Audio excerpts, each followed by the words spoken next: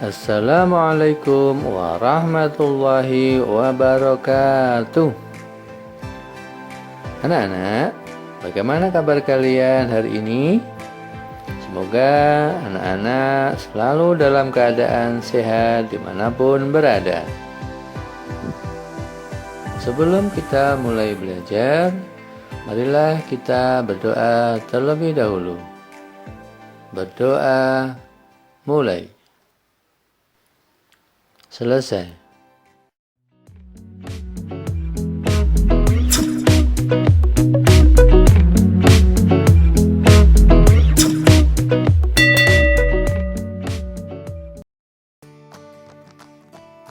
Anak-anak, kali ini kita akan belajar tema 8, daerah tempat tinggalku, subtema 2, keunikan daerah tempat tinggalku, pembelajaran 2. Tujuan pembelajaran. Tujuan pembelajaran kali ini adalah 1. Dengan kegiatan mencari tahu tentang tari daerah, siswa dapat mengetahui berbagai ragam tari daerah di Indonesia. 2. Dengan kegiatan mengamati gambar keberagaman tari daerah, siswa dapat mengetahui pengertian gerak tari dan menyebutkan berbagai tari kreasi daerah berdasarkan jenisnya. Ketiga, dengan kegiatan membaca cerita fiksi, siswa dapat menuliskan tokoh-tokoh dalam cerita fiksi. Keempat, dengan kegiatan menulis cerita fiksi, siswa dapat menuliskan tokoh protagonis dan tokoh antagonis dalam cerita fiksi. Kelima, dengan kegiatan mencoba praktik bermain ketapel, siswa dapat menjelaskan berbagai contoh pengaruh gaya terhadap gerakan benda di lingkungan sekitar. Aku berasal dari Bali. Banyak orang bilang Bali sangatlah unik.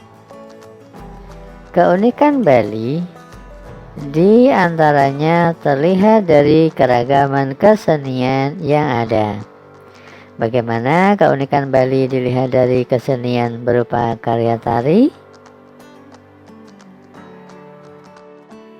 Anak-anak, Dayu berasal dari Bali. Bali terkenal dan kaya ragam tari-tarian yang indah. Dayu sangat menyukai tari. Oleh sebab itu, Dayu rajin berlatih menari. Kali ini, Dayu berlatih tari pendet. Coba kalian perhatikan, itu adalah contoh salah satu gerakan dari tari pendet. Tentu kalian sudah sering melihat ya di acara televisi, di sosial media, di buku, di majalah dan seterusnya. Banyak sekali anak-anak bisa mencari tahu dari sana ya. Ya, anak-anak, Indonesia terdiri atas berbagai suku bangsa yang tersebar di berbagai daerah. Setiap daerah memiliki jenis tarian dengan keunikan tersendiri. Misalnya, keunikan tari dari Bali, di antaranya dalam penampilannya, gerakan-gerakan tarinya dilakukan dengan energik dan dinamis. Selain Bali, daerah lain juga memiliki ragam tari daerah berbeda. Tarian apa saja ya kira-kira? Ayo, agar kita bisa tahu tentang tari-tari yang dimiliki oleh bangsa Indonesia, sekarang mari kita cari tahu bersama.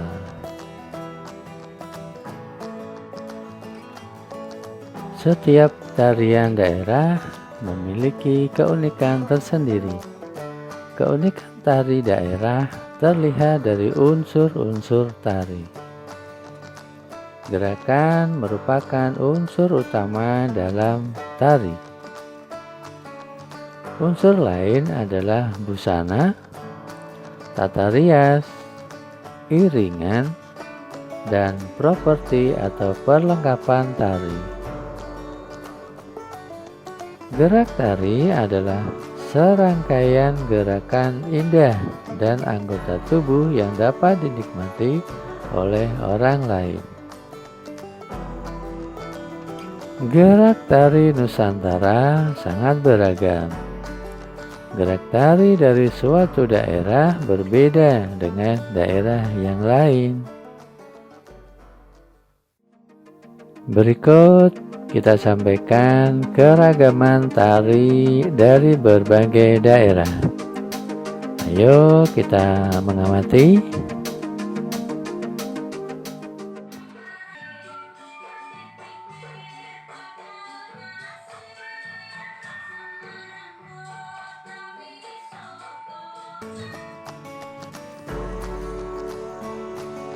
Nah, itulah tadi tari Semarang Hebat yang dibawakan oleh saudari Elsa. Nah, untuk selanjutnya kita simak, kita perhatikan tari kecak.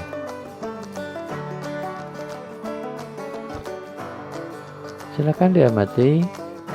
Ini adalah tari kecak dari Bali. Ya, ini adalah tari kecak dari Bali. Kalian bisa lihat seperti itu untuk tampilan fotonya ya. Kalian bisa melihat langsung ketika kalian main ke Bali, jalan-jalan ke Bali, bisa lihat secara langsung orang yang aslinya kayak apa, kegiatannya seperti apa. Nah, begitu. Selanjutnya ini adalah foto kenampakan dari tari merak. Ya, tari merak. Dari mana tari merak? Ya, betul. Tari merak adalah dari Jawa Barat. Ya, itu kostum atau properti dari tari merak seperti itu. Di situ ada seperti macam bulu burung merak ya, ada bintik-bintiknya itu.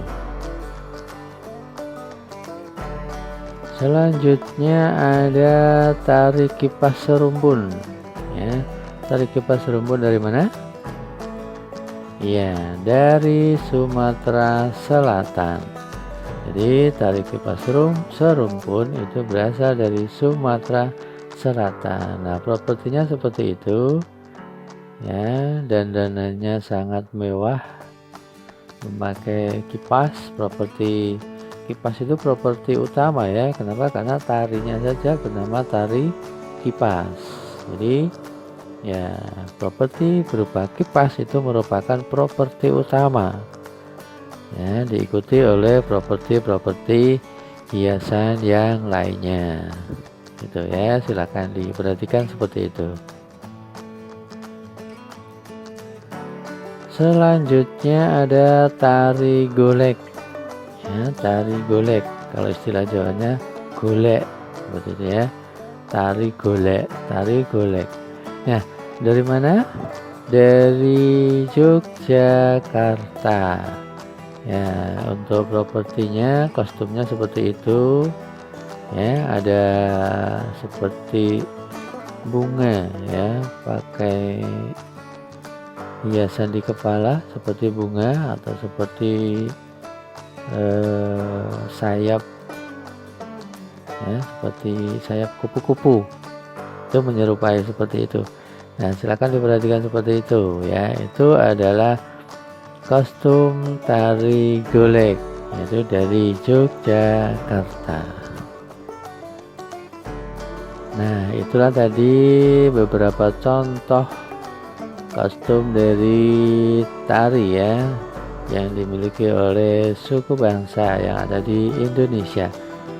Yaitu tadi adalah foto-foto para penari ya, foto-foto para penari yang memakai kostum tari. Nah, sekarang kita lanjutkan mengenai tari ya, mengenai karya tari.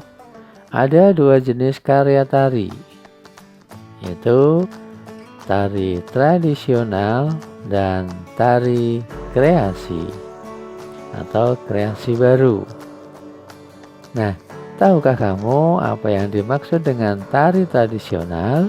Ada yang tahu? Ya, kalau belum tahu, Pak Guru sampaikan. Tari tradisional adalah tarian yang telah mengalami perjalanan sejarah cukup lama. Contohnya, ada tari tradisional yaitu apa? Tari Srimpi. Ya, ada tari Srimpi, Sangopati, dan Gambyong dari Jawa Tengah, gitu ya. Nah, sekarang karena kalian tadi sudah menyimak materi tentang tari ya, tari tradisional. Nah, sekarang coba carilah contoh tari tradisional yang ada di Indonesia ya. Berikan dua contoh ya, dua contoh tari tradisional yang ada di Indonesia. Tuliskan nama tari tradisional tersebut beserta daerah asalnya. Tuliskan dalam tabel di bawah ini. Jadi kalian nanti menulis, mencari dulu ya, mencari nama tari tradisional ya, nama tari tradisional. Lalu kalian cari juga daerah asalnya. Jadi tari tradisional itu namanya apa? Setelah itu berasal dari daerah mana, seperti itu. Coba kalian buat, kalian cari dua tarian saja ya, dua cukup. Nah, anak-anak, kalau tadi tari tradisional ya, tari tradisional. Sekarang kalian tahu dah ya apa yang dimaksud dengan tari kreasi baru? Ada yang tahu? Ya, kalau belum tahu, kita sampaikan. Tari kreasi baru sering disebut tari modern. Tari apa anak-anak? Iya betul, tari modern. Nah, tari kreasi baru itu merupakan karya tari garapan baru. Ya, contohnya ada tari kreasi baru yaitu tari Manokrawe, ada Garuda Wisnu, dan ada juga Belibis dari Bali. Nah, itu adalah contoh-contoh dari tari kreasi baru. Nah, itulah tadi contoh tari kreasi baru. Nah, sekarang carilah contoh tari kreasi baru yang lain yang ada di Indonesia. Tadi sudah Pak Guru contohkan, sekarang anak-anak cari contoh tari kreasi baru yang lainnya ya. Kalau sudah ketemu, lalu tuliskan nama tari kreasi baru tersebut beserta asalnya dari mana, dari daerah mana, seperti itu. Silakan kalau sudah mendapatkan, kalian bisa menuliskan pada tabel seperti di bawah ini.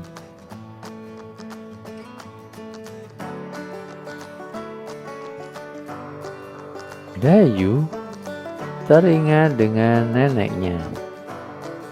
Nenek Dayu tinggal di Pulau Bali. Dayu sering mengunjungi neneknya yang tinggal di Pulau Bali. Dayu menyeberang dari Pulau Jawa ke Pulau Bali menggunakan kapal feri. Anak-anak sudah tahu ya apa itu kapal feri? Ya, anak-anak yang sudah pernah ke pantai yang ada hiburan-hiburannya kemungkinan ada juga di sana ya, kapal feri atau kapal perlintasan, di sana banyak juga. Nah, Pulau Bali dan Pulau Jawa itu dihubungkan oleh sebuah selat. Ya, selat itu bernama Selat Bali. Nah, asal-usul terjadinya Selat Bali diceritakan dalam sebuah cerita. Anak-anak sudah ada yang pernah mendengar belum ya? Ya, sekarang coba bagaimana ceritanya? Ya, mari kita simak bersama. Anak-anak harus menyimak dengan baik-baik ya, agar anak-anak bisa paham.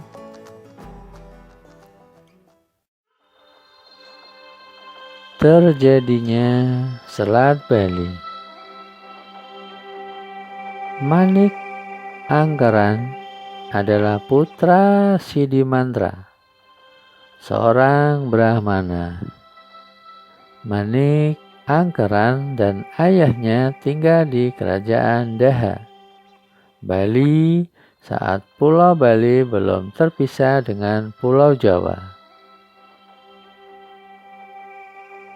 Manik Angkeran suka sekali menghambur-hamburkan harta orang tuanya.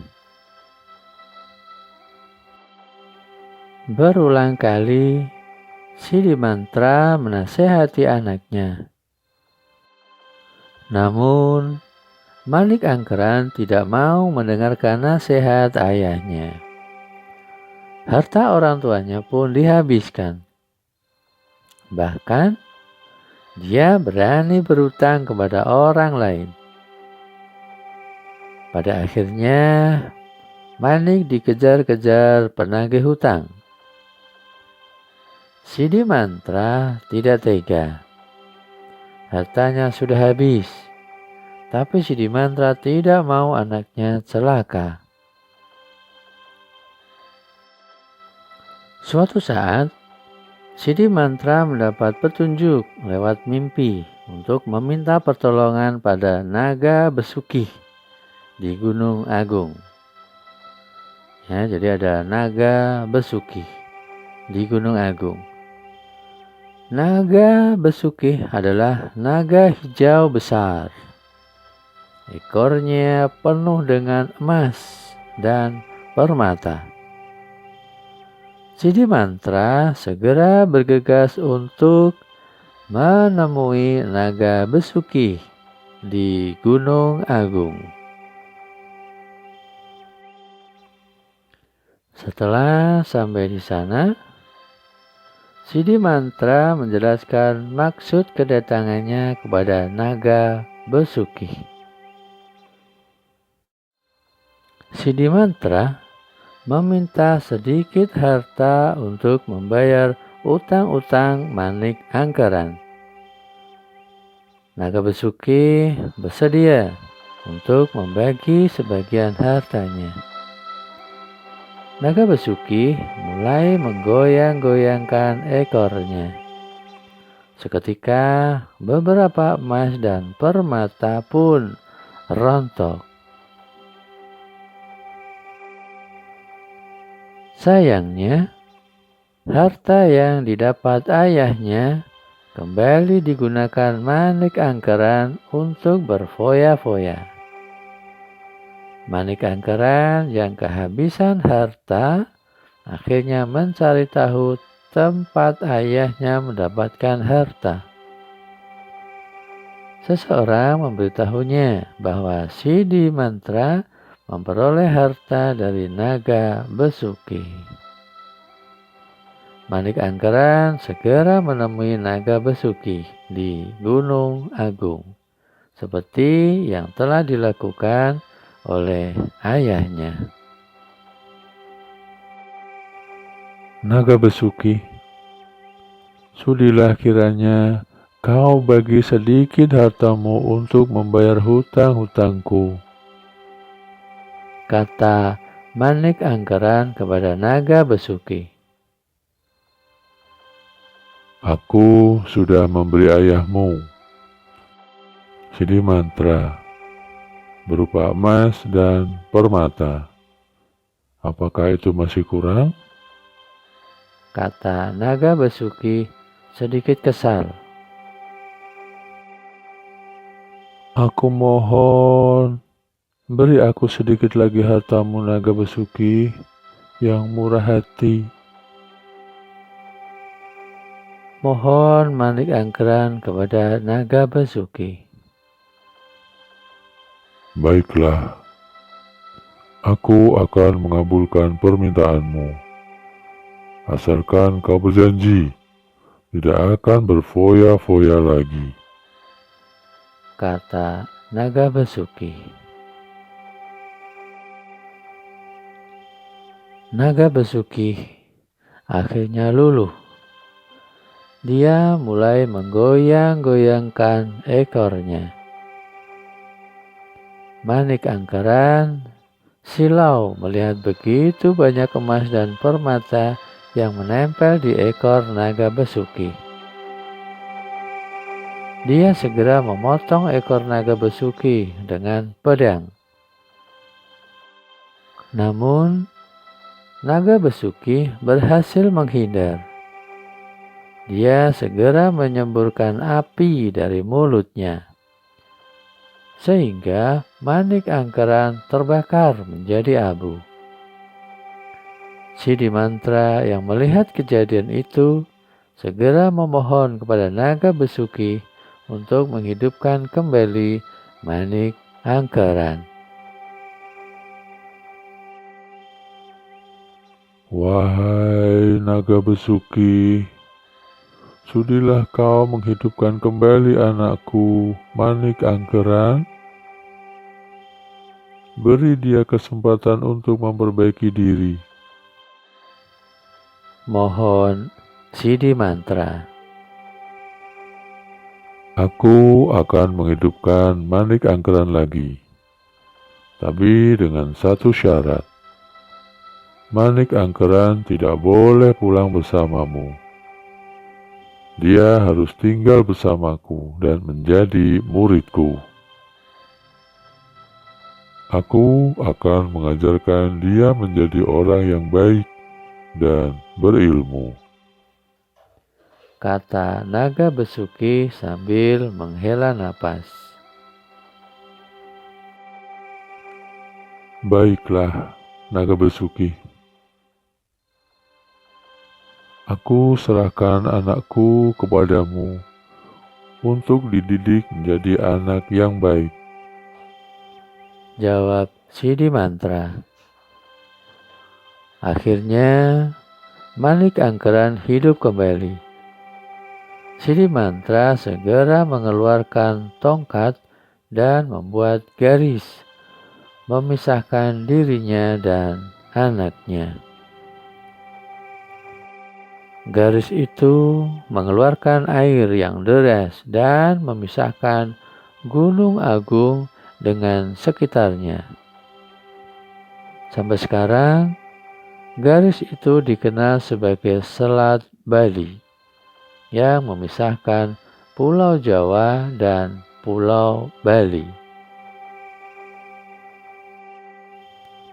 Anak-anak, pada pembelajaran subtema 1, kamu telah mempelajari tentang tokoh protagonis dan tokoh antagonis. Apa yang dimaksud dengan tokoh protagonis? Dan apa yang dimaksud dengan tokoh antagonis? Coba jelaskan dengan bahasamu sendiri. Selanjutnya, tuliskan tokoh antagonis dan tokoh protagonis yang terdapat dalam cerita yang berjudul Terjadinya Selat Bali. Kerjakan di buku tugas kalian. Nah, itulah tadi cerita yang berkaitan dengan Selat Bali. Sekarang kita lanjutkan. Dayu selesai berlatih tari. Dayu pulang dengan mengendarai sepeda. Mulanya Dayu mengayuh sepeda perlahan. Kemudian Dayu mengayuh sepeda semakin cepat. Sepeda Dayu mengalami perubahan kecepatan dari lambat menjadi cepat. Dayu mengayuh sepeda, berarti Dayu mengeluarkan gaya otot. Jadi dapat disimpulkan bahwa gaya dapat mengubah kecepatan gerak benda. Nah, ini contoh kegiatan Dayu. Ya, Dayu sedang mengayuh sepeda. Nah, itu tadi gambaran Dayu yang sedang mengayuh sepeda dengan perlahan-lahan. Sekarang Dayu mengayuh sepeda dengan cepat. Ya. Dayu mengayuh sepeda dengan cepat.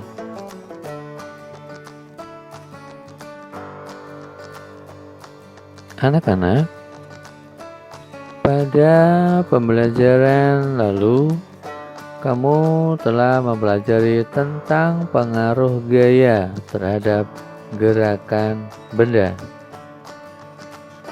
Masih ingatkah kamu apa saja pengaruh gaya terhadap gerakan benda? Mari ingat kembali melalui latihan berikut ini.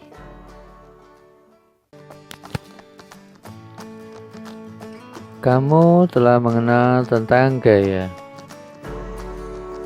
Gaya dapat mempengaruhi gerak benda. Ayo ingat kembali apa saja macam-macam pengaruh gaya terhadap gerak benda. Lalu lakukanlah kegiatan berikut ini. 1.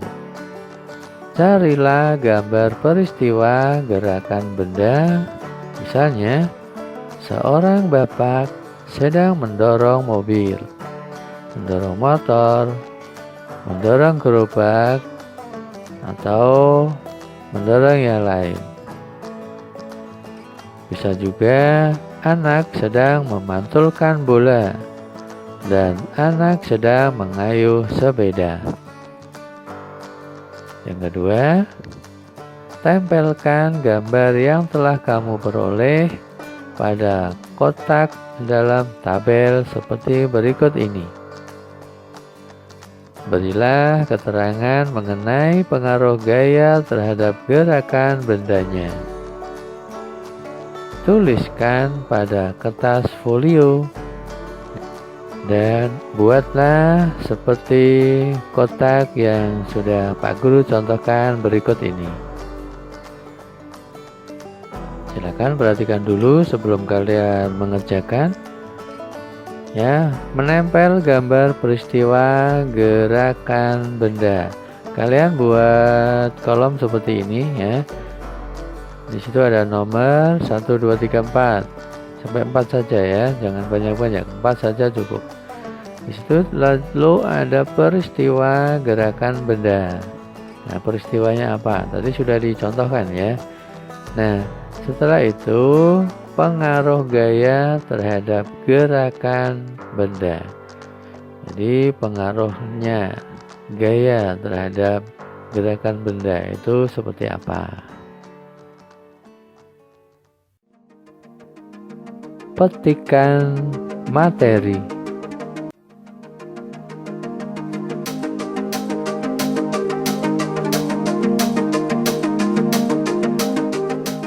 gerak tari tradisional dan tari kreasi baru. Gerak merupakan unsur utama dalam tari. Unsur lain adalah busana, tata rias, iringan musik, dan properti tari. Gerak tari adalah serangkaian gerakan indah dari anggota tubuh yang dapat dinikmati oleh orang lain. Karya tari dibedakan menjadi dua, yaitu tari tradisional dan tari kreasi baru. Tari tradisional adalah tarian yang telah mengalami perjalanan sejarah yang cukup lama. Tari kreasi merupakan tari yang timbul karena adanya keinginan untuk mengolah, mencipta, atau mengubah gerak. Tari tradisi kreasi adalah jenis tarian klasik yang dikembangkan dengan menyesuaikan gerakan, alat pengiring, atau properti dalam tarian. Contoh tari tradisional dan tari kreasi baru. Contoh tari tradisional. Tari Saman berasal dari Aceh. Tari Kecak dari Bali. Tari Topeng Betawi dari Betawi. Tari Serimpi dari Jawa Tengah. Tari Remong dari Jawa Timur. Tari Monong dari Kalimantan Barat, dan tari Radap Rahayu dari Kalimantan Selatan. Sekarang tari kreasi baru. Contohnya ada tari Nguri dari Nusa Tenggara Barat, tari Kuntulan dari Pemalang, tari Merak dari Jawa Barat, tari Rara Ngigel dari Aceh, tari Kupu-kupu dari Jawa Barat, tari Manipuri dari Jawa Tengah, dan tari Japong dari Betawi.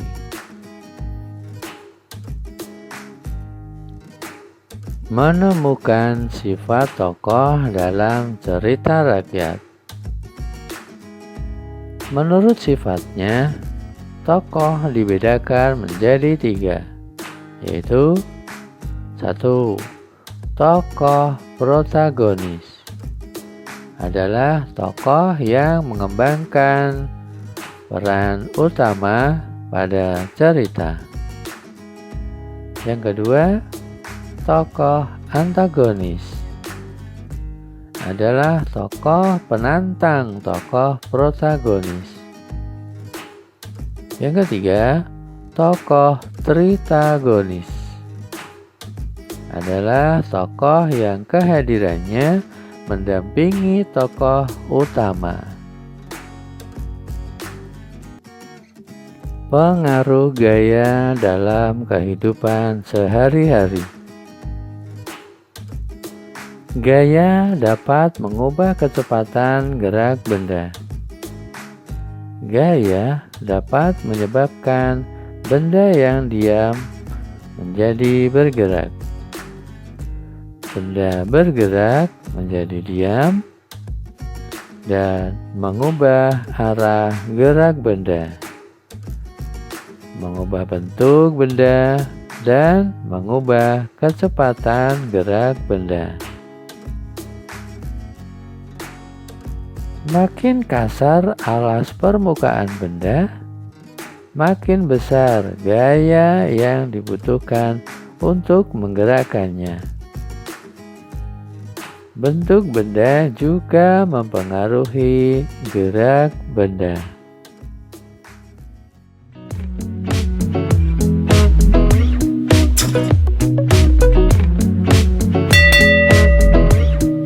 Anak-anak, itulah materi yang kita pelajari hari ini. Semangat belajar ya. Semoga sehat selalu. Sampai jumpa. Wassalamualaikum warahmatullahi wabarakatuh.